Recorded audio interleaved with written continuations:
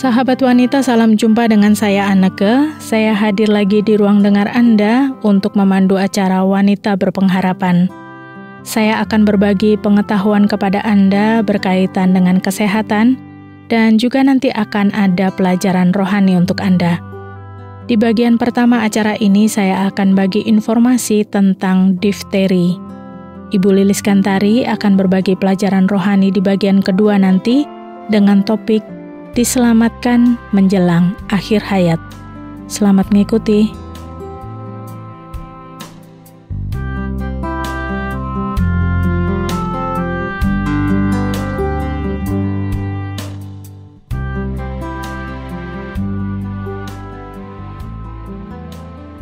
Sahabat wanita, banyak pertanyaan, apa itu difteri?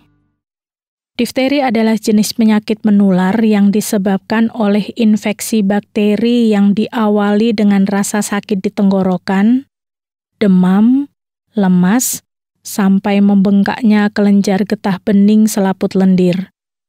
Bakteri yang menginfeksi bernama Corynebacterium diphtheria. Cara penularan difteri beragam. Bisa karena terhirup percikan ludah penderita di udara saat penderita bersin atau batuk. Ini merupakan cara penularan difteri yang paling umum. Bisa juga melalui barang-barang yang sudah terkontaminasi oleh bakteri, contohnya mainan atau handuk. Bisa karena sentuhan langsung pada luka atau ulkus akibat difteri di kulit penderita. Penularan ini umumnya terjadi pada penderita yang tinggal di lingkungan yang padat penduduk dan kebersihannya tidak terjaga. Bakteri difteri akan menghasilkan racun yang akan membunuh sel-sel sehat dalam tenggorokan, sehingga akhirnya menjadi sel mati. Sel-sel yang mati inilah yang akan membentuk membran atau lapisan tipis warna abu-abu pada tenggorokan. Di samping itu, racun yang dihasilkan juga berpotensi menyebar dalam aliran darah dan bisa merusak jantung, ginjal, dan sistem saraf. Difteri umumnya punya masa inkubasi atau rentang waktu sejak bakteri masuk ke tubuh sampai gejala muncul antara 2-5 hari. Gejala-gejala dari penyakit ini meliputi terbentuknya lapisan tipis berwarna abu-abu yang menutupi tenggorokan dan amandel, demam dan menggigil, sakit tenggorokan dan suara serak, sulit bernafas atau nafasnya cepat, pembengkakan kelenjar limfe pada leher, lemas dan lelah, keluarnya lendir dari mulut dan hidung, awalnya cair, tapi lama-kelamaan menjadi kental, dan terkadang bercampur darah. Gejala khas dari difteri adalah munculnya sebuah selaput berwarna putih keabuan di sekitar bagian belakang tenggorokan. Selaput ini bernama pseudomembran yang bisa berdarah kalau dikelupas. Kondisi ini mungkin akan menyebabkan rasa sakit saat menelan. Pada beberapa kasus, gejala ini akan disertai dengan pembesaran kelenjar getah bening dan pembengkakan jaringan lunak di leher yang disebut bullneck. Sebagian besar dari orang yang terkena difteri belum pernah diimunisasi sama sekali. Satu-satunya jenis imunisasi wajib yang bisa mencegah difteri adalah DPT. Selain tidak pernah diimunisasi sama sekali, orang yang tidak mendapatkan DPT secara lengkap juga berpotensi terserang difteri, bahkan setelah dewasa. Artinya, penyakit ini tidak hanya menjangkiti anak-anak. Lalu apakah orang yang sudah pernah diimunisasi DPT masih bisa terkena difteri? Pada dasarnya, pemberian vaksin pada tubuh bertujuan untuk membantu meningkatkan kekebalan tubuh terhadap penyakit tertentu. Vaksin DPT berfungsi untuk mencegah penyakit difteri, tetanus, dan batuk rejan. Dan rata-rata orang yang sudah divaksin akan punya kadar protektif antibodi lebih baik terhadap penyakit. sehingga tubuh punya kekuatan untuk melawan jenis penyakit tertentu. Pola hidup sehat seperti menjaga kebersihan serta banyak makan sayur dan buah saja tidak cukup untuk mencegah penyakit difteri. Pencegahan paling efektif untuk penyakit ini adalah dengan imunisasi. Pemberian vaksin DPT dilakukan sebanyak 5 kali, yaitu ketika anak berumur 2 bulan, 3 bulan, 4 bulan, 1,5 tahun, dan 5 tahun. Kalau anak terlambat diberikan imunisasi, anak masih bisa diberikan imunisasi kejaran sesuai anjuran dokter sebelum usianya 7 tahun. Apa bedanya penyakit difteri, amandel, dan radang tenggorokan? Meskipun sama-sama menyerang tenggorokan dan terjadi di tenggorokan, tetapi sejatinya difteri, amandel, dan radang tenggorokan adalah penyakit yang berbeda. Kalau penyakit difteri disebabkan oleh bakteri Corynebacterium diphtheria, sifatnya sangat menular. Bisa menular melalui droplet seperti ingus, dahak, atau lendir yang keluar pada saat penderita difteri batuk atau bersin. Selain itu, bakteri difteri juga bisa berpindah melalui benda-benda bekas pakai penderita dan melalui sentuhan pada luka yang terinfeksi oleh bakteri itu. Orang yang terkena difteri ditandai dengan munculnya selaput berwarna putih sampai abu-abu pada tenggorokan yang bernama pseudomembran. Selaput ini juga bisa muncul pada rongga hidung. Penderita difteri juga mengeluarkan suara pada saat bernafas yang disebut dengan stridor. Stridor merupakan kondisi abnormal di mana suara pernafasan bernada tinggi yang disebabkan oleh sumbatan di tenggorokan atau kotak suara atau laring. Biasanya terdengar saat mereka mengambil nafas. Penderita difteri akan mengalami kesulitan bernafas. Bisa disebabkan karena penyumbatan atau karena toksin dari bakteri difteri yang sudah mulai melumpuhkan sel-sel saraf pada sistem pernafasan. Penderita difteri mengalami demam yang lebih khas, biasanya tidak terlalu tinggi, tapi disertai dengan badan yang terasa lemas. Bakteri difteri juga menghasilkan racun berbahaya yang bernama eksotosin. Racun eksotosin bisa merusak sel-sel sehat. Ia juga bisa terbawa ke dalam aliran darah dan menyerang organ-organ vital yang lain. Kalau eksotosin terbawa oleh darah dan masuk ke dalam jantung, maka bisa menyebabkan kerusakan pada otot jantung yang bisa berujung pada gagal jantung. Kalau radang tenggorokan, ini sakit atau radang yang biasanya muncul disebabkan oleh flu, infeksi bakteri, merokok, zat kimia, dan zat lain yang bisa menyebabkan iritasi dan juga karena udara kering. Pada radang tenggorokan biasanya muncul warna kemerahan mulai dari langit-langit mulut sampai ke tenggorokan yang terkadang terlihat seperti luka. Penderita tidak mengalami stridor atau suara pernafasan bernada tinggi yang disebabkan oleh sumbatan di tenggorokan atau kotak suara, tapi penderita mengalami demam. Nah, kalau radang amandel atau tonsilitis, ini bisa disebabkan oleh bakteri maupun virus. Virus tonsilitis menyerang bagian spesifik dari tenggorokan, yaitu amandel. Beberapa bakteri dan virus penyebab tonsilitis yaitu Streptococcus, adenovirosis, influenza virus, Epstein-Barr virus, parainfluenza virosis, enterovirosis, dan juga herpes simplex virus. Pada orang yang mengalami tonsilitis akan mengalami kemerahan seperti luka, tapi lokasinya hanya pada amandel saja. Penderitanya tidak mengalami stridor, tapi mengalami demam. Jadi difteri adalah jenis penyakit menular yang disebabkan oleh infeksi bakteri yang diawali dengan rasa sakit di tenggorokan, demam, lemas sampai membengkaknya kelenjar getah bening selaput lendir. Bakteri yang menginfeksi bernama Corynebacterium diphtheria. Bakteri difteri bisa menyerang sel sehat di dalam tubuh dan bisa menyerang organ lain di tubuh. Cara penularannya beragam, gejalanya juga khas.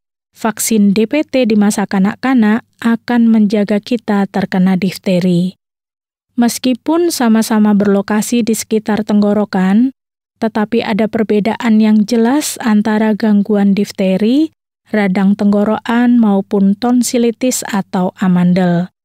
Kalau Anda mengalami gangguan di sekitar tenggorokan, ada baiknya dokter menjadi tujuan utama untuk pemeriksaan supaya mendapatkan hasil yang akurat untuk pengobatan yang tepat.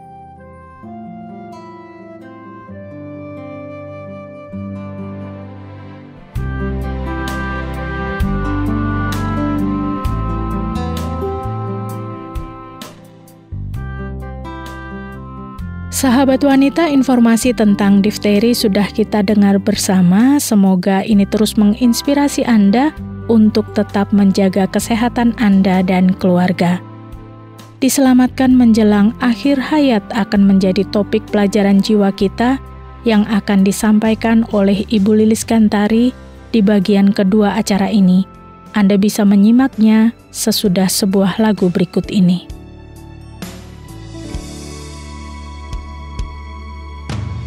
Sukacitaku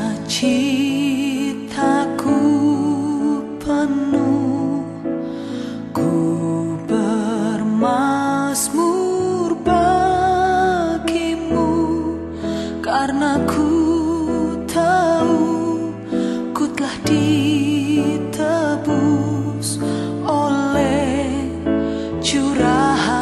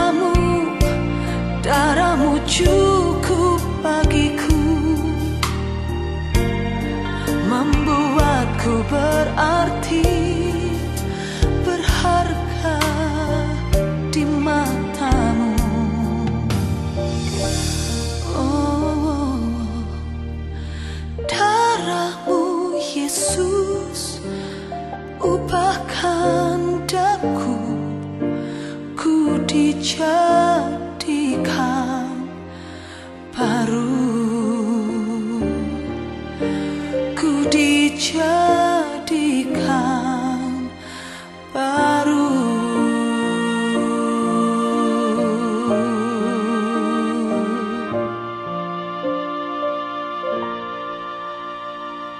Sahabat, pada saat kita memperingati kematian Tuhan Yesus di kayu salib, kita selalu mengenang bagaimana Tuhan Yesus menghadapi kematiannya.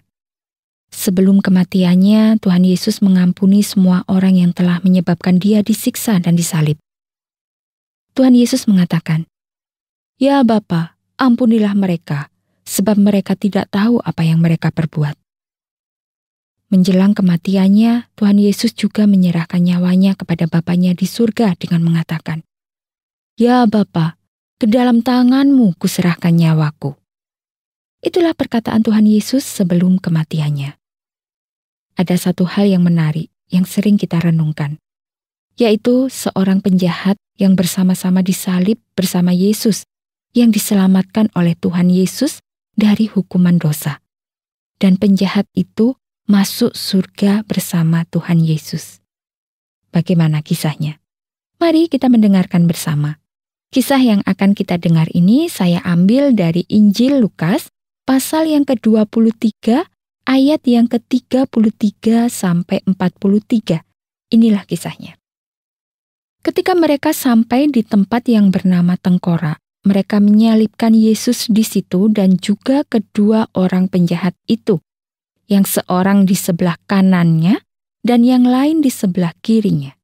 Yesus berkata, "Ya Bapa, ampunilah mereka, sebab mereka tidak tahu apa yang mereka perbuat."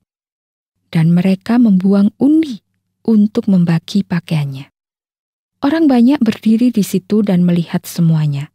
Pemimpin-pemimpin mengejek dia, katanya. "Orang lain ia selamatkan. Biarlah sekarang ia menyelamatkan dirinya sendiri, jika ia adalah Mesias, orang yang dipilih Allah." Juga prajurit-prajurit mengolok-olokkan dia. Mereka mengunjukkan anggur asam kepadanya dan berkata, "Jika engkau adalah raja orang Yahudi, selamatkanlah dirimu." Ada juga tulisan di atas kepalanya, "Inilah raja orang Yahudi." Seorang dari penjahat yang digantung itu menghujat dia. Katanya, "Bukankah engkau adalah Kristus? Selamatkanlah dirimu dan kami." Tetapi yang seorang menegur dia, katanya, "Tidakkah engkau takut, juga tidak kepada Allah, sedang engkau menerima hukuman yang sama? Kita memang selayaknya dihukum, sebab kita menerima balasan yang setimpal dengan perbuatan kita. Tetapi orang ini tidak berbuat sesuatu yang salah." Lalu ia berkata, "Yesus, ingatlah akan aku apabila engkau datang sebagai raja." Kata Yesus kepadanya, "Aku berkata kepadamu, sesungguhnya hari ini juga engkau akan ada bersama-sama dengan aku di dalam Firdaus." Sahabat, dari kisah yang kita dengar tadi, ada dua penjahat berada di samping kiri dan kanan Tuhan Yesus ketika disalibkan. Salah satu penjahat ikut mengolok-olok dan menghujat Tuhan Yesus dengan mengatakan, "Bukankah engkau adalah Kristus? Selamatkanlah dirimu dan kami." Penjahat yang satunya menegur penjahat itu dengan mengatakan, "Tidakkah engkau takut, juga tidak kepada Allah, sedang engkau menerima hukuman yang sama? Kita memang selayaknya dihukum, sebab kita menerima balasan yang setimpal dengan perbuatan kita. Tetapi orang ini tidak berbuat sesuatu yang salah." Setelah berkata demikian kepada penjahat yang menghujat Yesus, lalu ia berkata kepada Tuhan Yesus begini, "Yesus, ingatlah akan aku apabila engkau datang sebagai raja." Lalu apa tanggapan Tuhan Yesus setelah mendengar permohonan penjahat itu? Tuhan Yesus mengatakan, "Aku berkata kepadamu, sesungguhnya hari ini juga engkau akan ada bersama-sama dengan aku di dalam Firdaus." Sahabat, penjahat yang memohon kepada Tuhan Yesus ternyata mengetahui siapa Yesus. Ia tahu Yesus akan datang kembali ke dunia sebagai raja. Ia tahu bahwa Tuhan Yesus tidak melakukan hal yang salah meskipun ia harus disalibkan. Dengan pengenalan akan Yesus, penjahat itu yakin Yesus bisa menyelamatkannya. Oleh sebab itu ia memohon kepada Tuhan Yesus untuk mengingatnya. Penjahat itu juga menyadari bahwa dirinya seorang berdosa, tetapi ia tahu Tuhan Yesus sanggup mengampuni semua dosanya. Dan Tuhan Yesus mendengar permohonannya. Bahkan Tuhan Yesus meyakinkan penjahat itu bahwa hari itu juga ia akan berada di Firdaus bersama Tuhan Yesus. Betapa beruntungnya penjahat itu. Menjelang kematiannya, ia mendapatkan kesempatan mengajukan permohonan kepada Tuhan Yesus, dan permohonannya itu dikabulkan. Sahabat, apa yang bisa kita pelajari dari kisah penjahat yang mendapat keselamatan di detik-detik akhir kehidupannya? Penjahat itu tahu siapa Yesus. Ini juga perlu kita lakukan. Kita harus tahu dan mengenal siapa Tuhan Yesus bagi kita. Setelah kita mengenal siapa Tuhan Yesus, kita harus meyakini dan beriman kepada Yesus. Kita percaya bahwa Tuhan Yesus juru selamat kita dan menyelamatkan kita dari hukuman dosa dan memberikan kita kehidupan yang kekal. Firman Tuhan dalam Injil Yohanes pasal yang ketiga ayat 16 mengatakan, "Karena begitu besar kasih Allah akan dunia ini, sehingga ia telah mengaruniakan anaknya yang tunggal, supaya setiap orang yang percaya kepadanya tidak binasa, melainkan beroleh hidup yang kekal." Sahabat, sebesar apapun dosa yang telah kita lakukan, bila kita mau bertobat dan percaya kepada Tuhan Yesus sebagai Tuhan dan Juru Selamat, maka kita juga akan mendapatkan pengampunan dan diselamatkan dari hukuman dosa yang harus kita tanggung.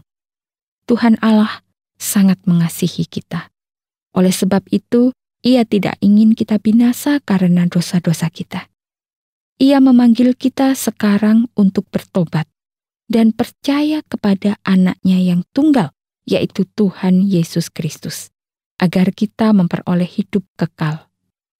Jangan pikirkan lagi dosa dan kesalahan masa lalu Anda. Percayalah kepada anugerah dari Tuhan Allah yang mengasihi Anda. Ingatlah kisah penjahat yang disalib bersama Tuhan Yesus. Ia diselamatkan pada detik-detik terakhir hidupnya, karena ia tahu siapa Yesus dan percaya bahwa Tuhan Yesus sanggup menyelamatkan dia. Akhirnya, ia bersama Tuhan Yesus di Firdaus, walaupun dulunya ia seorang penjahat. Tuhan memberkati Anda dan menyelamatkan Anda. Amin. Sejauh timur dari barat, Kau membuang dosaku.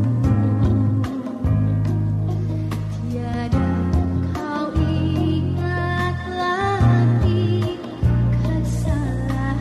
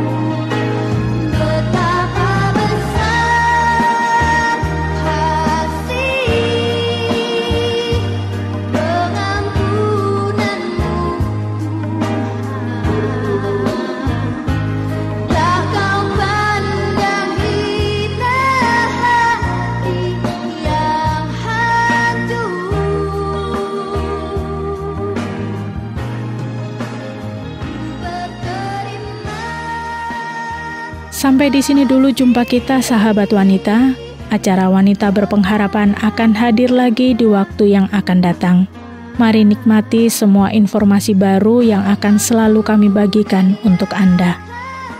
Kalau Anda punya pertanyaan, mau menanggapi acara ini, atau ingin berbagi pengalaman hidup, silakan kirimkan kepada kami, Wanita Berpengharapan, bisa melalui SMS atau WhatsApp di nomor 081 333 777 386. Sekali lagi di nomor 081 333 777 386. Saya Ana Kumohon diri, sampai jumpa.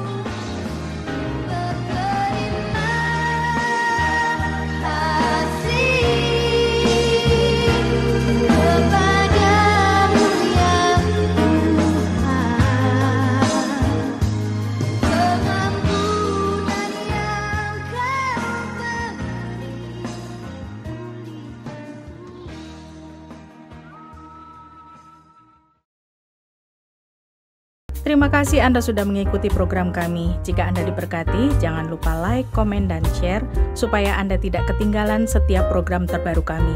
Jangan lupa juga untuk subscribe channelnya dan nyalakan loncengnya. Jika Anda ingin mendukung pelayanan kami, bisa melalui rekening kami berikut ini atau menghubungi kami di sini.